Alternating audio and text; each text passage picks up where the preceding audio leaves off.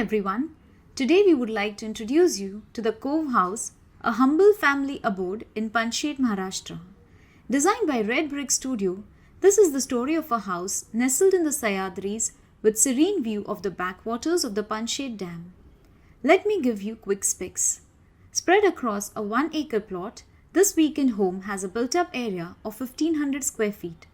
The idea was to create a structure that would blend in rather than stand out. Giving into the natural topography, majority of the house is embedded into the ground, covered by a single inverted curved mono roof. If you want to know more about this project, click on the link mentioned in the description below. It will take you to our website buildofy.com, where you can become a member and download full PDF ebook including detailed floor plans, section elevation with dimensions and the material palette. You can also download 200 plus PDF ebooks of the houses pan-India. Our members also get to watch a premium video with the architect walking through the spaces, explaining the material applications in detail. Till then, I hope you enjoy the video.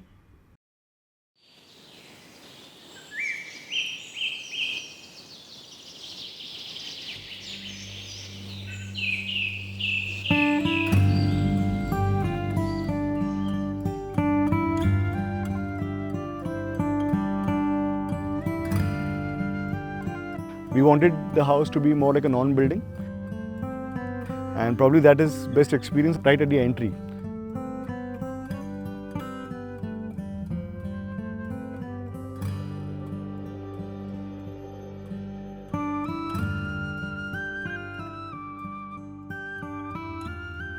The project is a weekend home that we've recently finished. It's called the Cove House.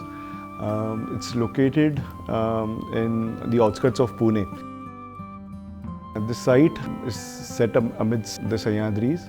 It had a beautiful view of the backwaters.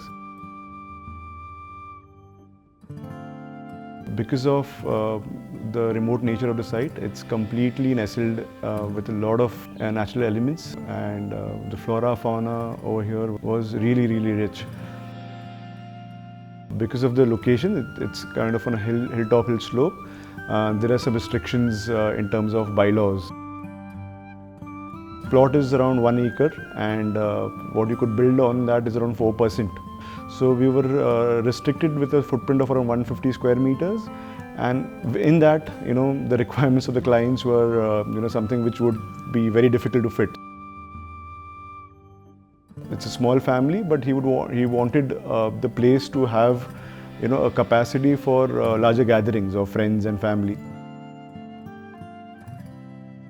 It's a contoured site.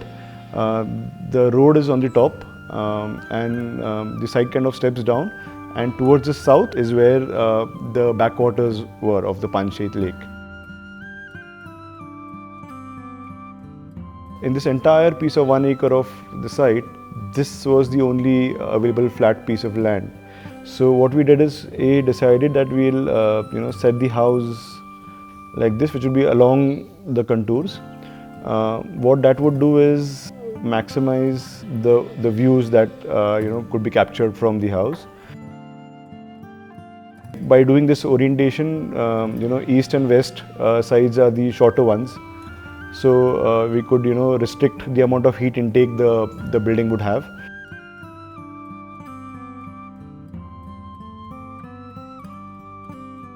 We kind of planned the service spaces in such a way that, the toilets or the non-habitable spaces would come on the east and the west face.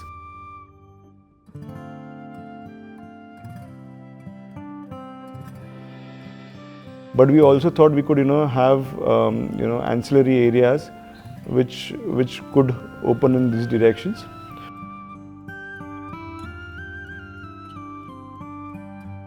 So the house is set in such a way that, the flat piece of land is the midpoint of the house. 75% of the house is kind of set below that point. What we did is, get some sort of steps going down, and we reached this level.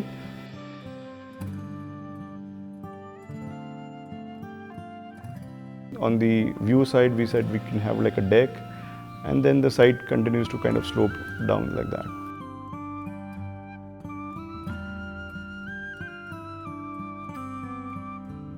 At this point, which is the entry point, if somebody's standing here, he's able to look across towards the sky and also look kind of through the house into the view of the backwaters. So this is the courtyard on the north, and this is a deck on the south side, and this would be the living area. So when the house does open up, this entire thing kind of becomes the living space. And when it closes, this is the shape of the house.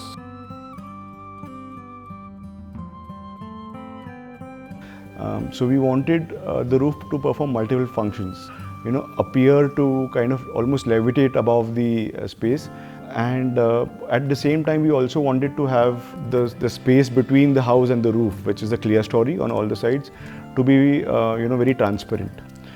What we've done is have the roof separate out from the house. Because this is a high rainfall area, there were secondary elements of these deep sajjas which would kind of protect from the rain coming in this direction. This element was decided to be done in ferrocement. So what it does is uses the shape of the element and derives strength from that, and not only relies on materials, which is steel and cement. So imagine this curve to be like a folded card in that sense, or a folded piece of paper. So the fold itself will give you that inherent strength. It's a fine mesh of steel, which is a composite of some reinforced bars, weld mesh and chicken mesh, and then it's plastered from both the sides. So it's not casted, there is no formwork, so we could save a lot on elements which are the expensive elements in RCC.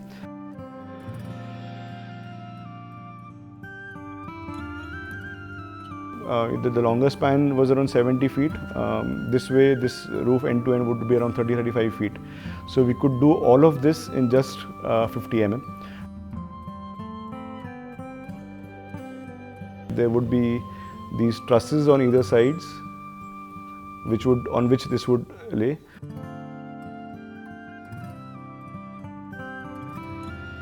Because this is a shape like this, it will tend to open up. So there were these ties which were there within the system, and of course there were ties in this direction so that these do not buckle.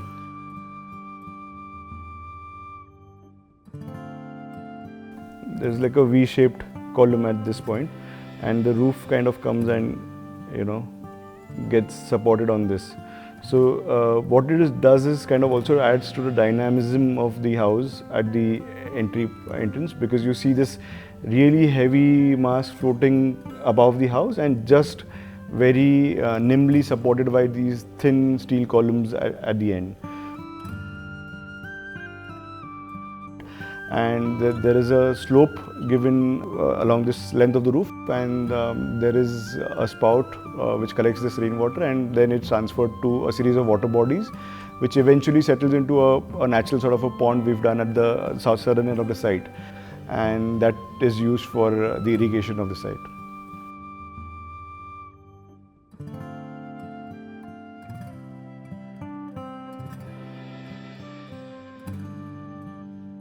When one is here, it kind of feels you're more outside than a part of the house.